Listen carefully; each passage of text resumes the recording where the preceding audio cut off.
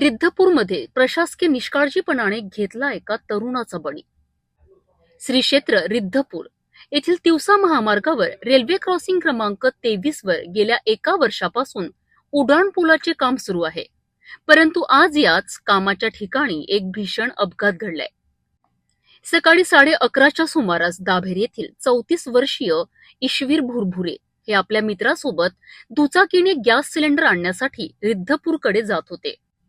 त्याच वेळी उड्डाणपुलावर लावलेला एका अवजड लोखंडी तराफा थेट ईश्वर यांच्या डोक्यावर कोसळला. हा आघात इतका भीषण होता की ईश्वर जागीच बेशुद्ध झालेत, तर त्यांच्या मित्रालाही पाठीला दुखापत झालीय. दोघांनाही तातडीने चांदूर रेल्वे येथील रुग्णालयात हलविण्यात आले. मात्र उपचारादरम्यान ईश्वर भुरभुरे यांची प्राणज्योत मालवली.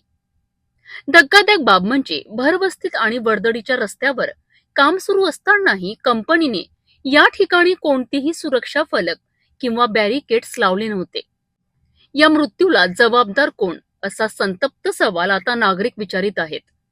एका निष्पाप तरुणाचा जीव गेल्यानंतर आता तरी संबंधित कंत्राटदारावर कारवाई होणार का, याकडे सर्वांचे लक्ष लागले आहे.